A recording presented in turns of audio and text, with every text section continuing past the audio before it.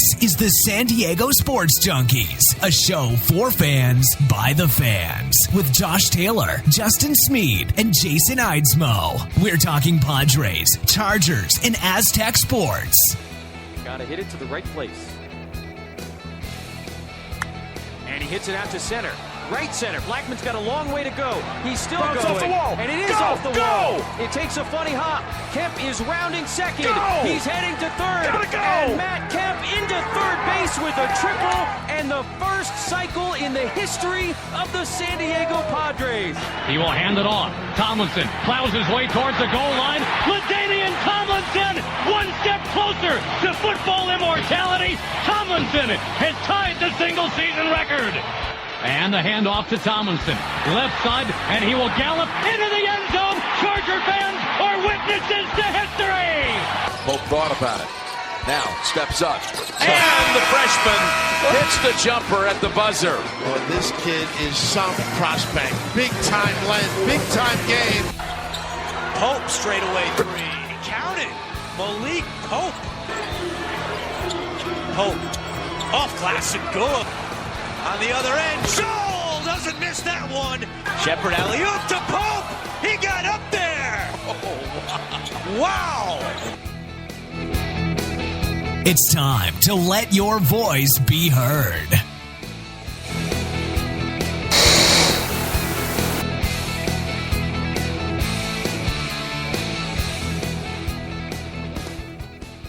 All right, San Diego Sports Junkies here, pregame show, Chargers versus the Ravens.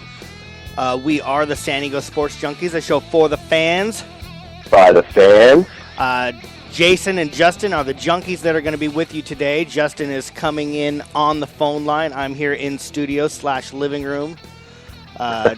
And we are going to be talking, let me tell you something, Justin. It is so nice to be back because last week we had technical difficulties. We weren't able to do our pregame show, and it just kind of messed up the whole rotation of Football Sunday for me. How about for you?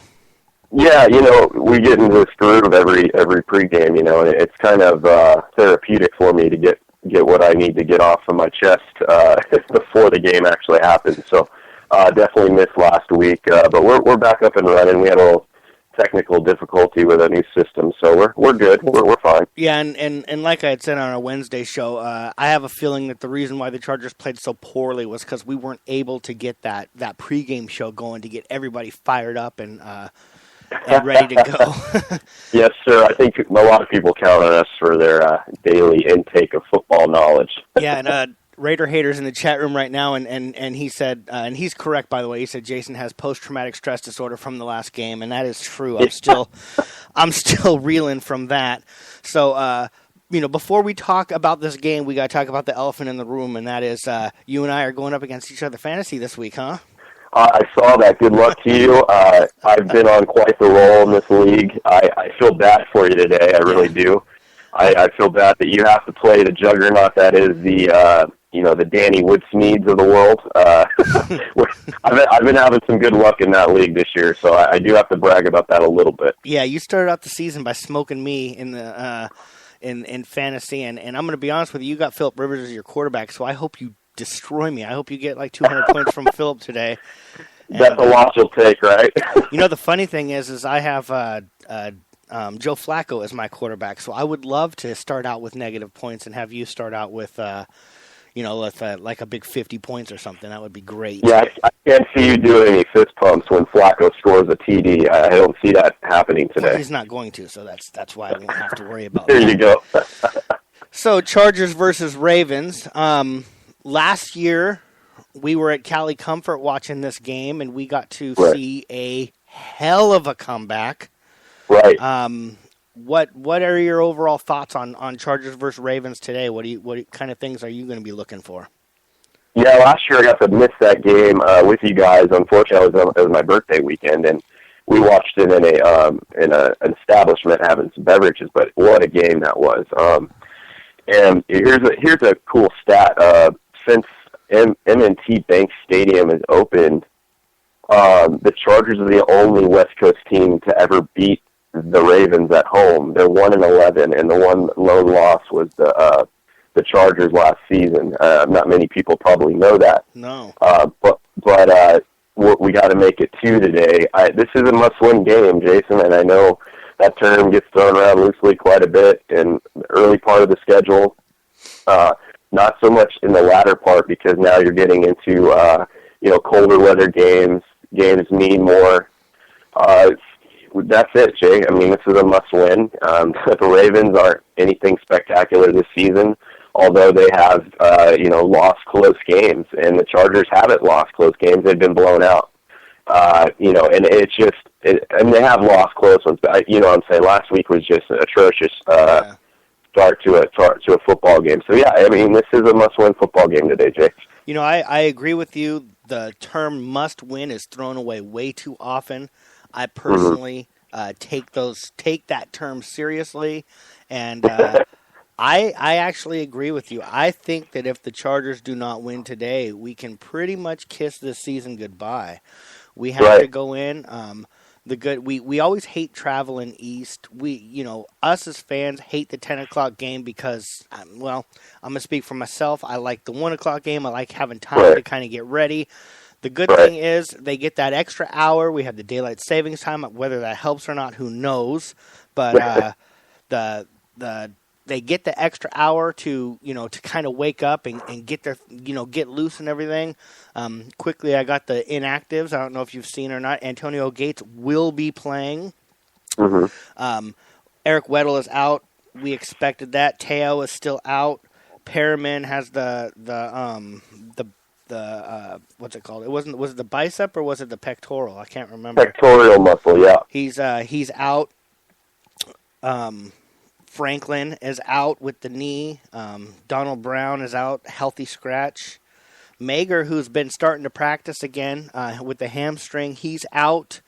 I don't know if that's because of the injury or because he might be a healthy scratch. And Turk Williams, who on Wednesday's show, I'd like to talk a little bit about him because, man, this guy has had a roster spot held open for him for a long time.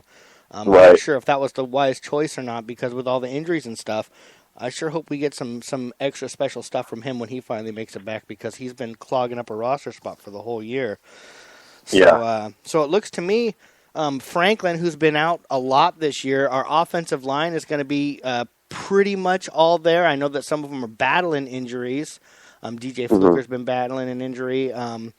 But what are your thoughts on the inactives, especially Weddle? It was my opinion that he affects the defense a lot more than I anticipated. What are your thoughts about Weddle being out 2 weeks in a row now?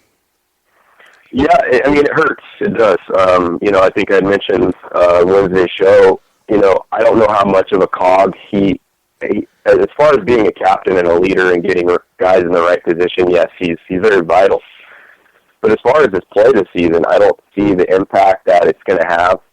He hasn't played that well. I mean, I know he leads the team in tackles, but again, I keep telling you guys that's not a good stat to lead the team when you're safety. None of us are pointing to that as a good stat. None of us are. No, not at all. But yeah, it's concerning. I mean, Weddle's a guy that doesn't come off the field ever. He plays a lot of snaps, and for him to miss 2 weeks in a row, it's concerning. Today's about pride, Jason. You gotta probably agree with me on that. They have to really show some fight today. I mean, when you come off a game as they did with the Raiders, people are doubting your will. People are doubting your effort. People are doubting a lot of things. The coaching staff is in trouble. They're getting hounded by local media, by the play call. This is a big game. The inactives is concerning as far as I'm happy that the O-line is getting healthier, I guess. I guess you could use that term. They're battling injury, but it's good to see Franklin out there if he's going to play today. No, he's not. Franklin's out. Oh, he's not going to play. Franklin's out. You said he was inactive? Yeah, inactive. Okay, well then that hurts. I think today's all about, ground and pound. I want to see a running game of some sort. If you're going to have Phillip try to throw 60 times a game, it's just not going to work. Yeah, when we get to my predictions for the game, I'll talk about the running game a little bit. But now Antonio Gates is going to be active. He's been battling the knee. We missed him last week. trust me, very happy that he's active. My only concern is if you remember a few weeks ago, they did that same thing with Jason Verrett where they said it was a game time decision. They activated him. He was out there for one play and then he was done. Yeah. And it kind of cost us a roster spot for that game. Is that a concern of yours at all with Gates, or do you think that if he says he's ready to go, he's going to be there for the whole game? Well, you know you can count on Gates if he's ready to go. But yes, concerning because the MCL sprains are no joke. You know, you could tear that thing if you go the wrong way. And now he says he feels fine. Get him out there. I mean, what do you have to lose? You got to put all your chips in the middle of the poker table right now. Like today, if you do not win, this is pretty much your season on the line, and to get on a roll because the next few matchups are very favorable. So having guys like Antonio Gates plates or injury is a must today. It really is. Now, I agree with you, too. I think that we're not playing for tomorrow anymore. We need to play for today. It has to work today. At the beginning of the year, we're talking about it being a marathon, not a sprint, and all that stuff. We've turned this season into a sprint now. This thing is a sprint, and we need to focus on winning today and not worry about next week. Worry about next week when next week gets here. Now, I agree. Our defense, has had some trouble stopping the run. What are your thoughts on Justin Forsett? Are you really, really worried about Forsett coming in here and making us look bad? Oh, of course. Every running back made us look pretty bad this year. I mean, we did a nice job against Adrian Peterson, but he still had 100 yards. You know, we did a nice job against certain guys that, not breaking, but they still got big yardage at times, gashing plays where some on third down. So yeah, it's concerning. This defense is terrible. This defense is absolutely horrendous. And yeah, I'm concerned. This could be a shootout all day long because it's two pretty bad defenses. I know Baltimore's been playing better of late, as far as defensively, far better than the Chargers have, and we still can't put consistent pressure on any quarterback. So, yeah, the running defense is very concerning. Now, of course, Joe Flacco has had some struggles this year. Nobody knows that more than I do because he is one of my fantasy quarterbacks. Poor guy. Steve Smith Sr. has been having a pretty decent season. Now, last year when the Chargers played against them, we pretty much shut him out, and we were joking a lot about how we didn't notice if he was playing or not.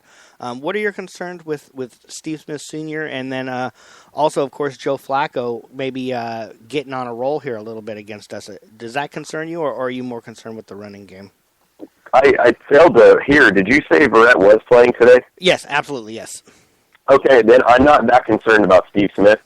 Steve Smith will probably have a few catches today, and that's not a big surprise. So that's their number one target. They've been decimated in the wide receiver core this year. They're picking guys up off the scrap heap. So to have an aging veteran like Steve Smith be your one guy that they go to a lot. I know they have some young kids there that have some speed. I'm not too concerned about them. But yeah, he's concerning. He's a damn good player. I was hoping the Chargers would have signed him a couple of years back. Yeah. But the guy can play. And am I worried? No. I as far as the passing game from the Ravens, I'm more concerned about that running offense from the Ravens.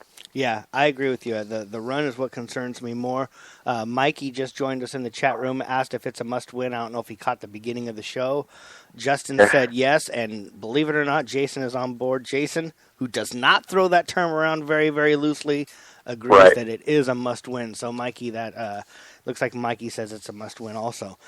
There's a guy, Jason, too, we need to all be concerned about, and the big tight end, Crockett Gilmore. They're going to use him a lot today, and that's one of the guys I wanted to touch on because you got Steve Smith. He's a fine player, but you're going to focus a lot on him. There's a big kid they have in their tight end that can really play. So I expect Crockett Gilmore to have probably 8 to 9 targets, probably a touchdown. The guy's a stud, so we need to be concerned about that guy as well. I'm happy you brought that up. What my question is for a guy like Crockett Gilmore, who's a big tight end, what would your, if you're the defensive coordinator, what do you do against him? Do you try and get a linebacker on him? Do you try and bring in a nickel back, to play against him, like a Patrick Robinson? Do you put Jimmy Wilson or a Day on him, who neither one of them have been super strong on coverage? Right. Maybe even Stuckey come in. How do you play and try and stop Crockett Gilmore? Well, today's game's got to be about physicality, right? I mean, we have to be tough today, and I say put a linebacker, jam him at the line, be physical, don't let him get into his routes. That way, throw the timing off. If they're not a great passing offense. So if we can do anything else to kind of interrupt that, you got to jam them off the line. You got to get them physical in the 5 yards that you're allowed to rough them up. You got to play physical today. We can't be a bunch of, excuse my language, vaginas today and play like them on the field. You cannot do it. And today's about manning up. Today's about physicality and showing people, your fans, but your owners, that you're not paying these guys just to be out there and be another guy. They're playing like just regular guys. There's nobody out there that you go, oh man, who are you most excited about on your defense? I guess we could say Jeremy Atauchu, because he's been consistently getting pressure.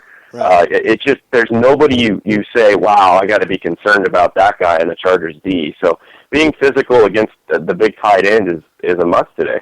I agree, and I wouldn't mind if, line up, if he splits out wide, move Ingram or Atauchu out on him, not to cover him, but just to hit him, and then let them do their rushing and whatever else they're going to do. But I agree, we can't let this guy beat us. It's easy for the quarterback to hit the tight end. That's one of his easier targets. Let's not make it so easy for him. Right. All right, before I let you go, you know what that means. I'm going to ask you for your prediction for today's game. I need a score, I need a player of the game, and what do you got there?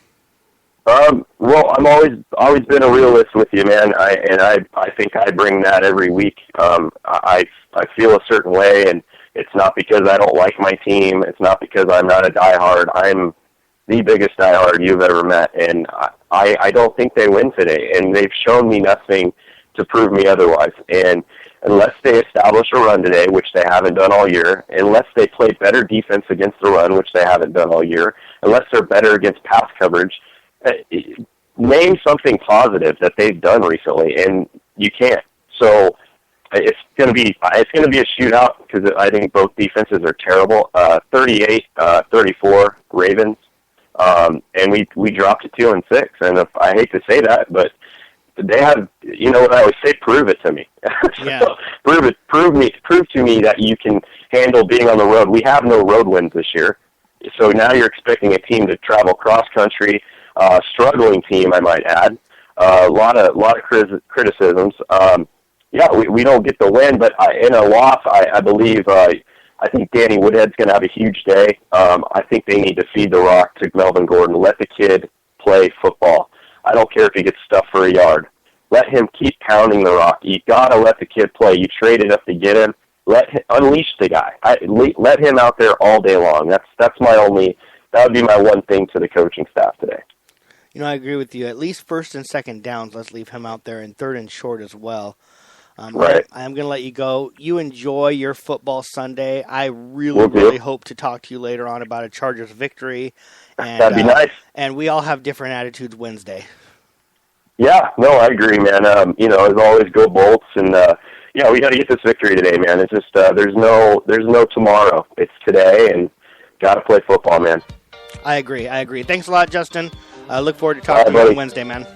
Good rest of the show, bud. All right. That was Justin, of course, the other San Diego sports junkie that was joining us today.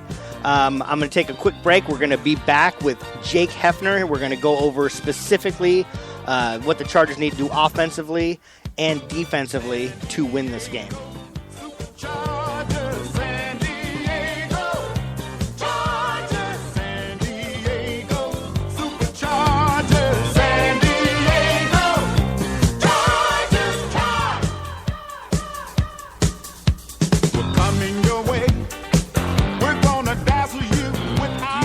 With your business project that is due, maybe you need business cards to help your business stand out.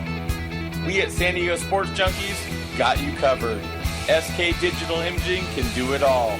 give our buddy Sean Kay a call, 858-408-0732. SK Digital Imaging, from business cards to the bigger projects, SK Digital Imaging and our buddy Sean Kay will get your printing done right.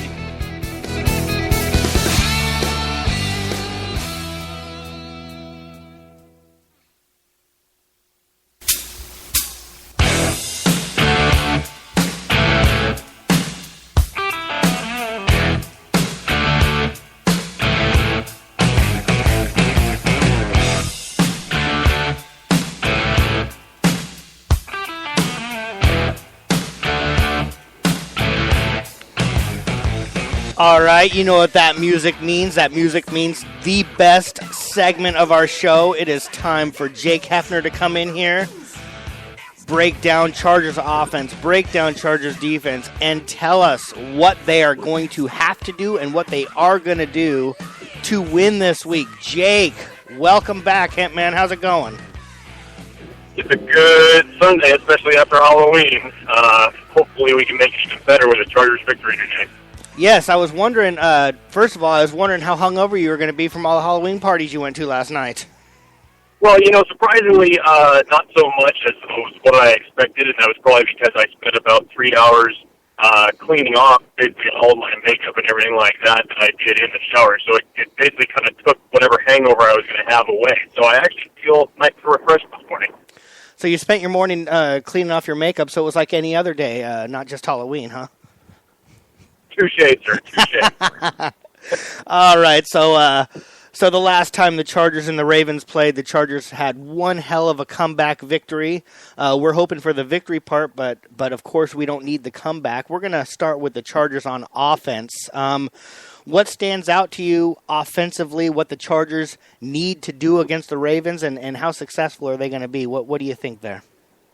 Well, it's been well documented that this Ravens defense against the pass has not been very good. So we've said this numerous weeks, and when the Chargers have come out to perform on offense, they've only actually been able to execute this plan once, and that's start fast. They have to get Baltimore in a situation where they're going to be playing one-dimensionally, take away the run game, because of course we all know that that's the Chargers' biggest weakness on defense. Make Joe Flacco beat you. He does not have the receiving weapons that he used to have the last time that these two teams met each other. Steve Smith, no matter how old he is, he's still one of the most physical receivers in the game. And then, of course, you've got some of your young tight ends in Max Williams and Robbie Gilmore. But, of course, the whole point of the offense just needs to be getting in a rhythm and starting fast for the Chargers because they have not been able to do it consistently. From a week-in, week-out basis with their opponents that they face, and of course we're in that catch-up mode at every single point of the game where we're coming back, and we have to become one-dimensional. We have to shy away from the running game. So if the Chargers really want to attack Baltimore with every possible weapon that they have to be able to start fast, put points up on the board, put touchdowns on the board, no less, and get Baltimore into a situation where they have to be playing from behind. Hey, I agree, man. I think that we definitely need to not only fall behind, but not be one-dimensional. When I'm actually predicting a big game from Melvin Gordon, I know we keep doing that every week. We all take turns saying it's my turn to pick, Melvin Gordon to have his breakout week. So I guess it is my turn right now. So I'm going to go ahead and I'll do that this week. Orlando Franklin on the offensive line is out, of course. Fluker, who's been battling the injury, playing I think, in my opinion, very well, especially with the high ankle sprain, which is no joke. Chris Watt looks like he's back. Is Chris Watt going to go back to starting center, or are they going to leave Trevor Robinson in there starting? Trevor Robinson is still getting the start this week, and just the problem with the offensive line, they've done a better job at protecting Phillip Rivers over the last couple of weeks, but it's costly penalties at the worst possible time that kills drives for this offense. And you almost kind of mirror it to the last couple of weeks of penalties for the Chargers offensive line to be like the Oakland Raiders, if you will. It's just too many penalties, and it just gets the offense out of a rhythm. So they really need to cut down on those if they really want to kind of keep that starting fast mentality going. I'm reading in the chat room right now. We got a lot of guys in the chat room. So first of all, thanks a lot, everybody in there for the participation. Josh Hill in the chat room brings up something interesting. He says he heard an interesting stat the other day. Special teams performance is a strong indicator of success. The best teams are all in the top 10 for punt return yards. We have 3 all year, so it's no surprise that we are where we are in the standings. Now, I know that we have had bad starting position this year, where I think we're worst in the league. But do you agree with that? Do you think that special teams is an indicator of how the rest of the team is going? Look, when you're in a 2-minute drive situation with no timeouts, the difference of 15 yards can make the difference whether or not you win or lose a game. And for the fact that the Chargers' average starting position on the field has been, I think it's somewhere around their own, 15 or 12-yard line. I mean, that is just horrible. It's unbelievable. And they have to basically put together these 80, 85-yard drives in order to put points up on the board when, the opposition's average starting position is almost at the Chargers or at their own 40. Yeah. So, I mean, that's a huge difference maker in the game. And yeah, it's basically the analysts are right in calling San Diego basically the point of no return, because I've never heard of a stat like this to where you only have 3 positive return yards for the whole year through now we're going to week number 8. Yeah, it has been atrocious on the return, and the funny thing is, in the off season, we brought somebody in, Jacoby Jones, thinking that was going to change. He was hurt. It didn't change then. He came back. It still hasn't changed. I do apologize, Jake, for derailing you off of our offensive line with that. I just thought that was really interesting. Back to the offensive line. You did bring up the fact that they are pass blocking a little bit better. Do you think that they have a chance against the Ravens to improve their run blocking, and maybe we can actually get a run game established today? Well, it's difficult to say because, the Chargers always have an knack for when they need to max protect in certain situations. Then that's when they give up the big play.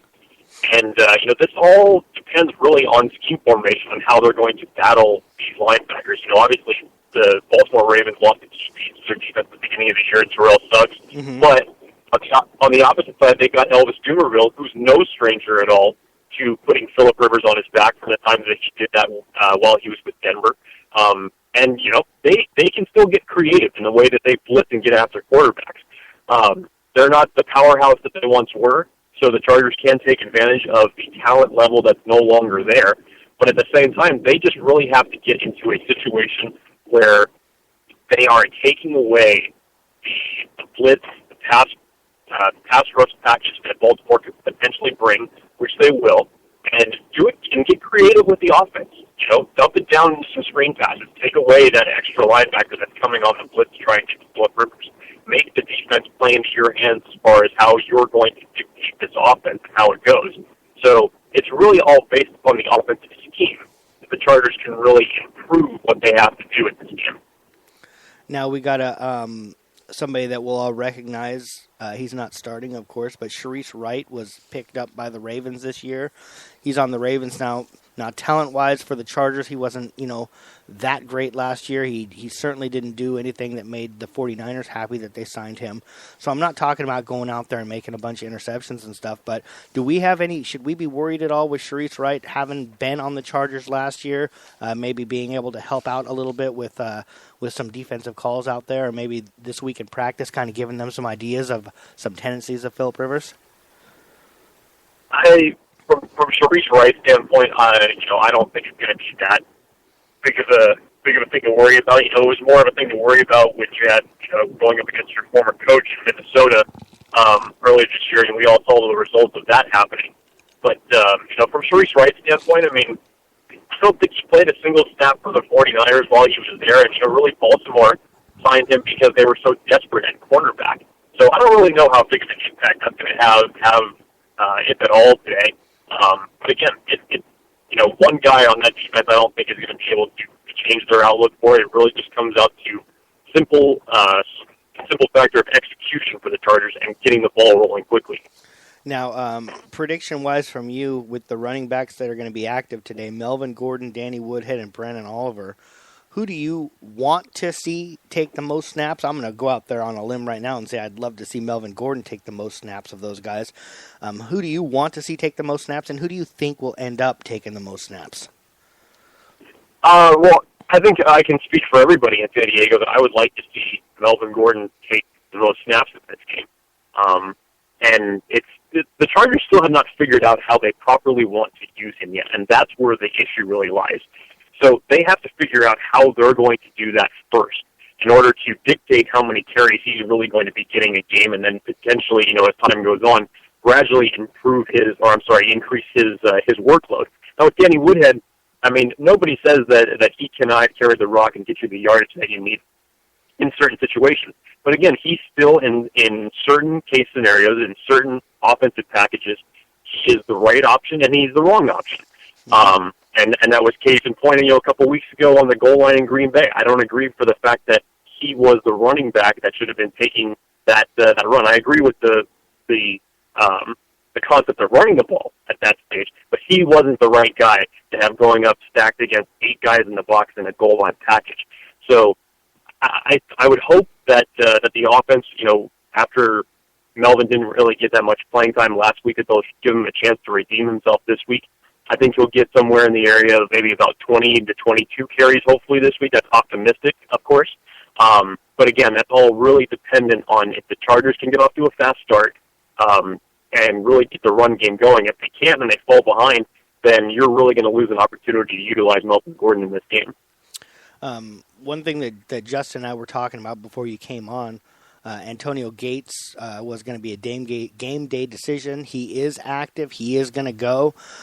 Is there any concern at all that we're going to see a repeat of Jason Verrett of a few weeks where they activate him, he goes out there for a play or two, decides he can't do it, and we've lost a roster spot for the game?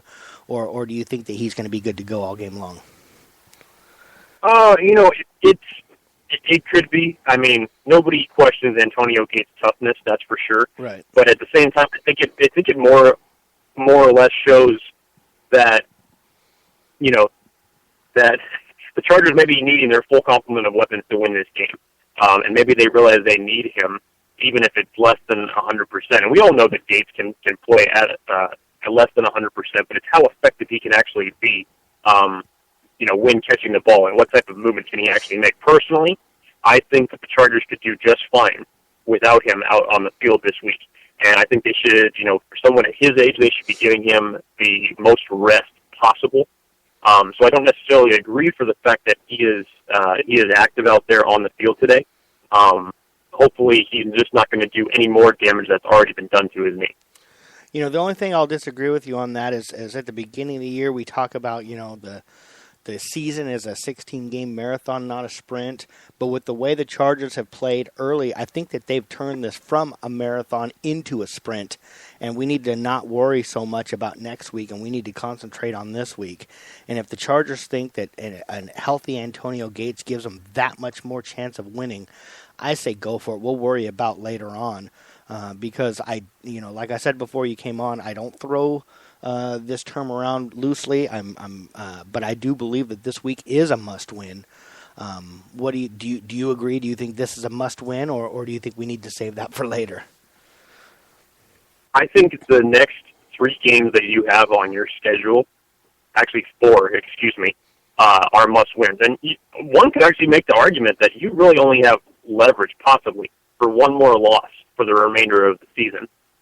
You are battling it up against Pittsburgh and the rest of the AFC West Conference now to be looking into getting a wild card. And let's not forget, Kansas City just won for the third time this year.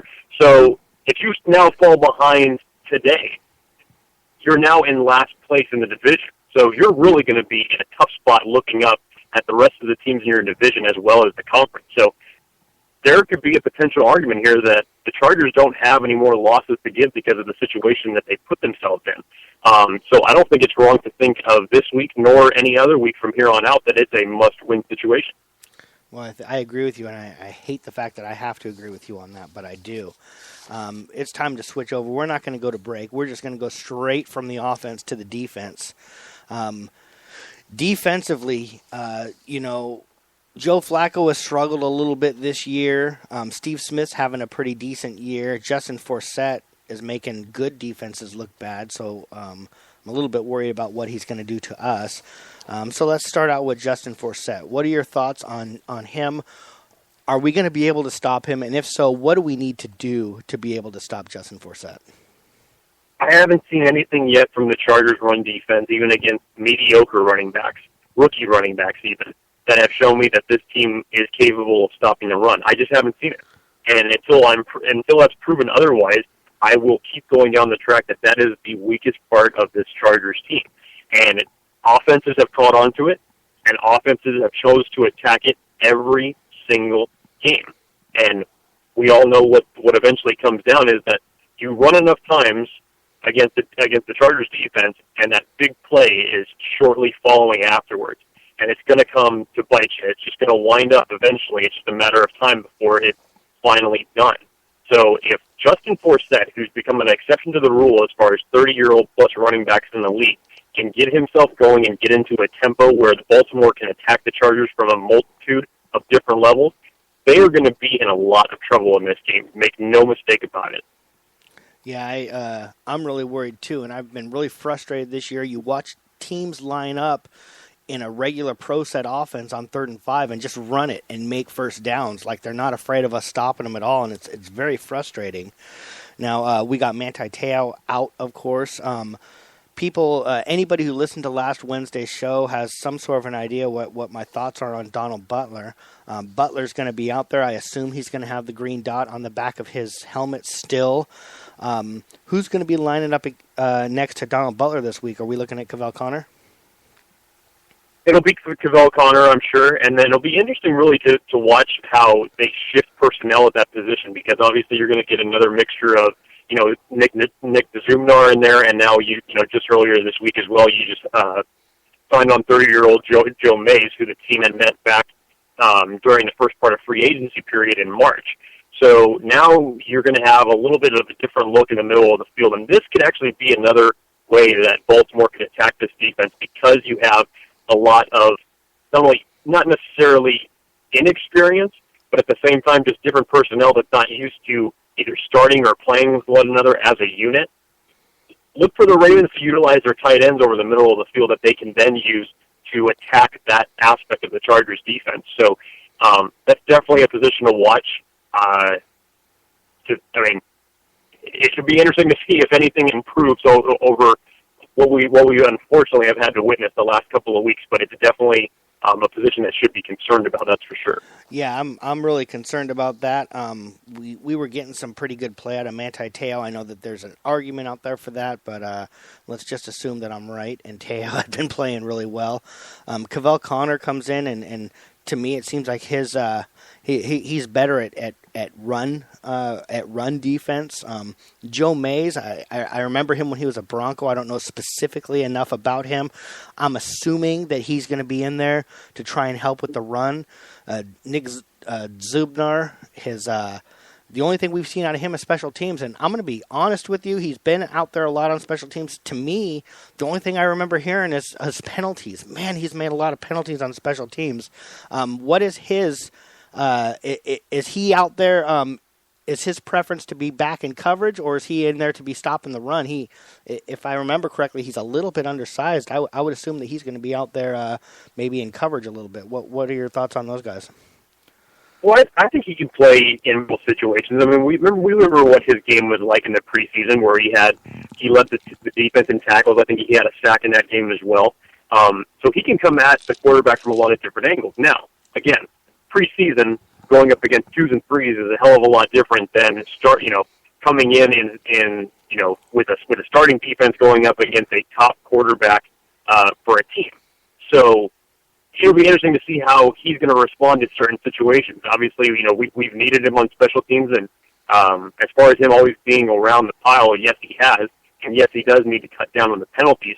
But this is one of those opportunities that an undrafted free agent gets to possibly step up and make a name for himself, or he will be exposed to it. One of the two of those things is going to happen. So it's really all going to depend on how Nick decides to respond to this opportunity that he has.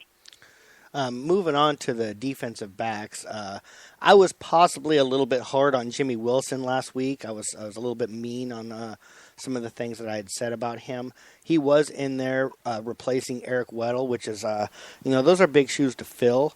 Are we expecting? But bottom line is he didn't have a great game. Anybody who's a fan of his or not can probably admit that.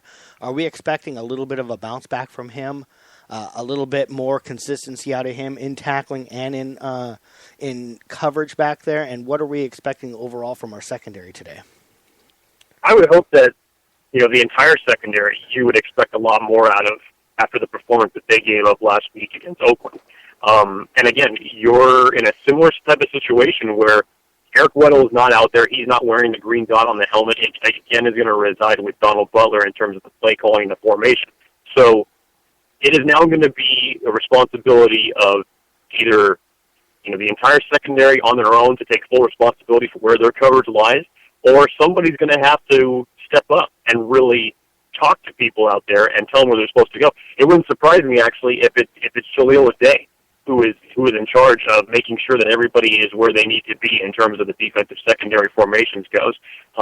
So this could be another one of those type of situations where the Weddle effect comes into play. Like, is he really that valuable to his defense in terms of getting them organized and getting them to where they need to be? But as a whole, there's no doubt about it that the secondary can and should step up after their performance last week in terms of the effort and the performance that they gave. But, time's going to tell on that. Yeah, I was actually going to say that same thing. I was wondering if it's time for Addae to step up and maybe take over in that secondary and put people where they need to be. Somebody's got to do it, and I think that's a good call. Craig Mager, he is inactive again. He has been getting better from his hamstring. Is he inactive today because his hamstring is still bad, or is he inactive today because he just hasn't improved enough to crack the starting lineup? I mean, hamstring injuries are unfortunately no joke. We all know how long those things can linger on into multi-game absences.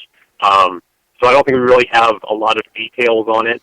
He's just recently been practicing on a limited basis over the last couple of weeks, but obviously not good enough to get his hamstring back to where it was and to get him out there to warrant playing time. So, I don't think it's anything to say that he's not ready. It's not necessarily something to say that the Chargers couldn't use defensive secondary help and depth out there.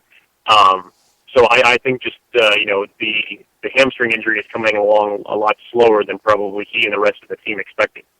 Yeah, and you got to think that, he is a rookie.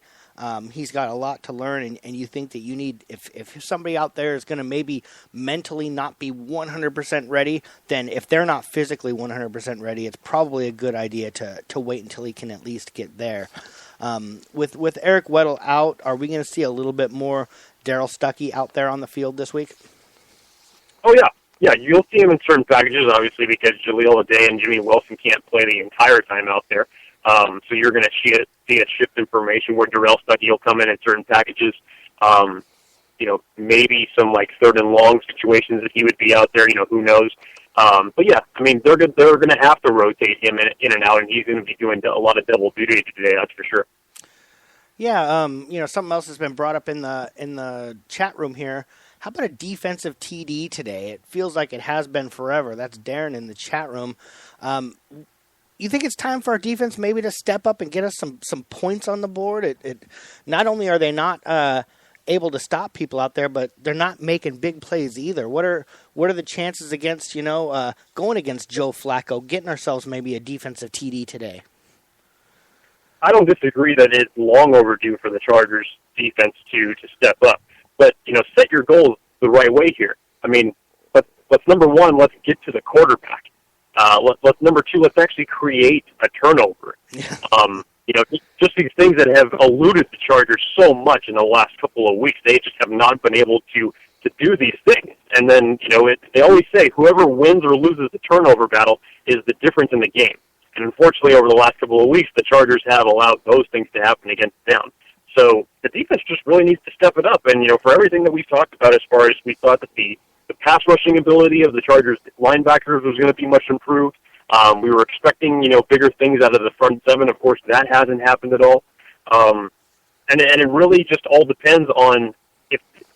And I mean, we had gone extensively into this on Wednesday. I truly believe that this Chargers team has been built to replicate the Indianapolis Colts of when Peyton Manning was on this team, where the defense is built to play with a lead.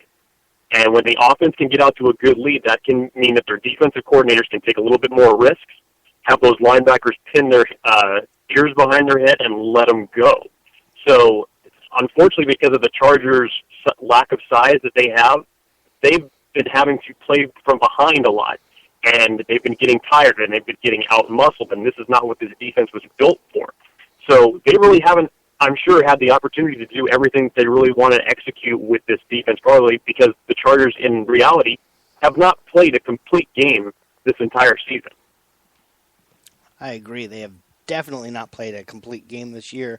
And I like your theory on the way the defense is built. And everybody's upset by the way that the players they've brought over, and we have small defensive linemen and all of that stuff. But if we could just get a freaking lead, maybe we get a chance to see some of the things that this defense can do. I agree with you, and maybe today is the day for that.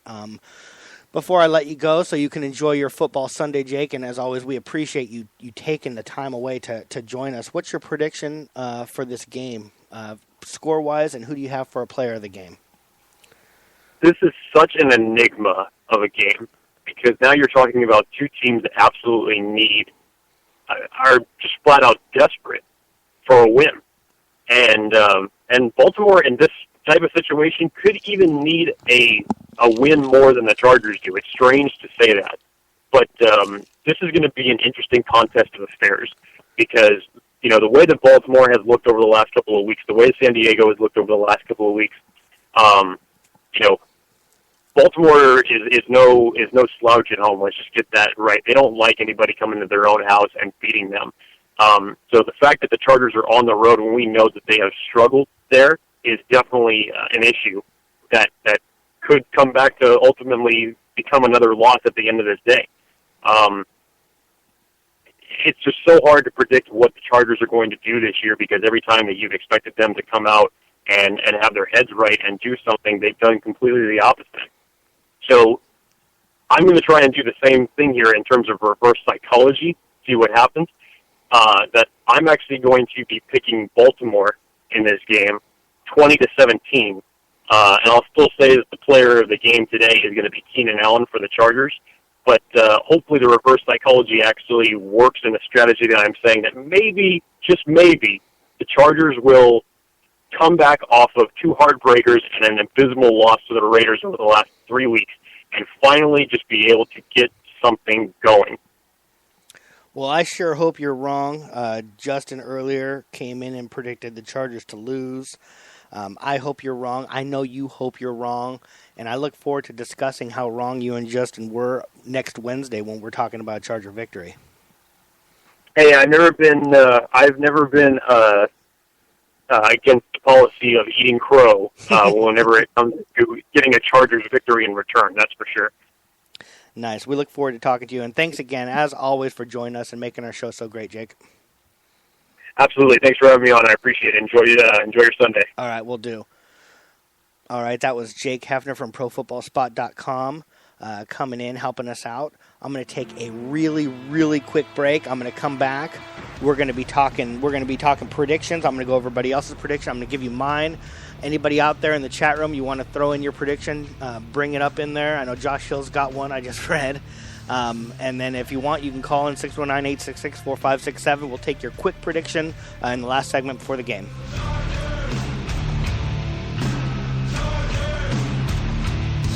The West Coast is back, better respect the name. It's the San Diego Chargers, feel the lightning bang. Kill the hype, we reign, SB running this game. This is 619 straight, born and raised. This ain't no fad or phase, this is Cali for life. We gon' rally tonight, so pump your fist to you. Cali Comfort Barbecue in Spring Valley was built for West Coast Sunday morning football and fight night. Cali Comfort Barbecue has quickly become San Diego's slow smoke barbecue sports entertainment destination. Full service catering available for all your tailgating needs. CaliComfortSD.com.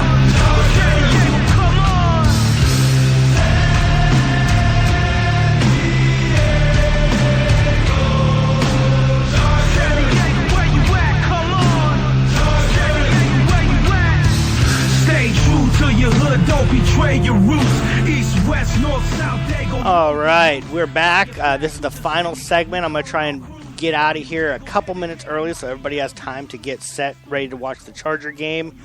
We're going to go over predictions real quick. I believe that's Sloppy in the chat room. He's under Go Bolts. I believe that's Sloppy. He's got the Chargers losing 24-14. Once again, hope you're wrong. Josh Hill predicts pain. Got that from Clubber Lane from Rocky 3. I like it. He also says, I feel bad, but I think we get kicked in the face by Forsett today, which is bad and good for me. I have him on my FanDuel league. Now, Josh, you're a Charger fan. Why would you do that? Why would you choose somebody going up against the Chargers? I guess money's thicker than blood. And Sloppy, hope he's wrong also. Justin came on earlier today. He predicted the Chargers will lose 34-38. Jake just came on. Josh, by the way, has Danny Woodhead as his player of the game. His brother from another mother. Jake just came on. He predicted the Chargers will lose 17-20. Josh, who is not here, he's spending some time with his bride today. He's going to be moving, so this is going to be his last day off for a long time. So that's why he couldn't join us, because he's usually right here in studio / living room with me. He's got the Chargers winning 31-17.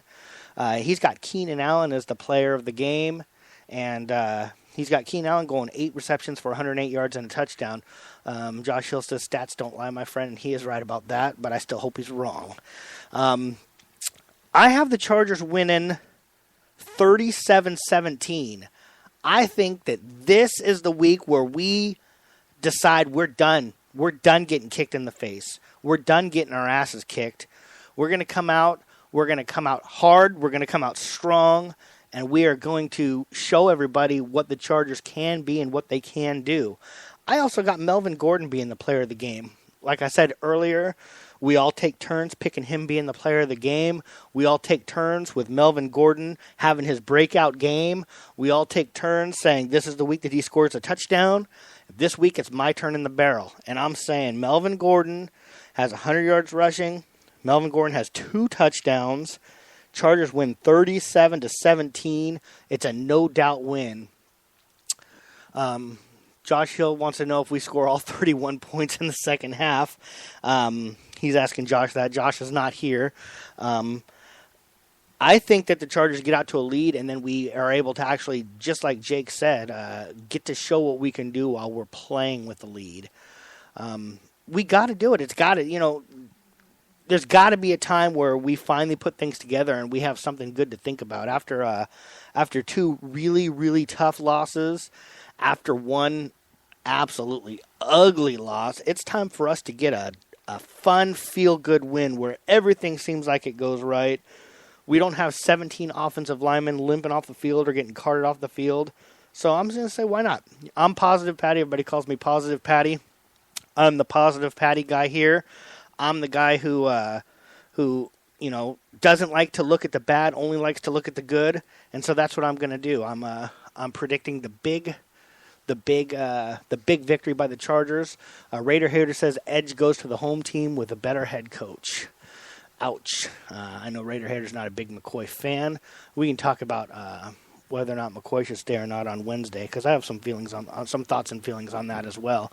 I am going to go ahead and let you guys all go. It's about 5 minutes till 10. I want everybody to have enough time, including myself, to settle in, watch a Chargers victory. I look forward to you guys coming back Wednesday, talking about the game, discussing, what went right and what went wrong. And as always, we're live every single Wednesday at 7 o'clock. We come on every Sunday when the Chargers play between 9 and 10. Thanks, everybody, for joining us. Thanks, everybody, for participating in the chat room. And go Bolts.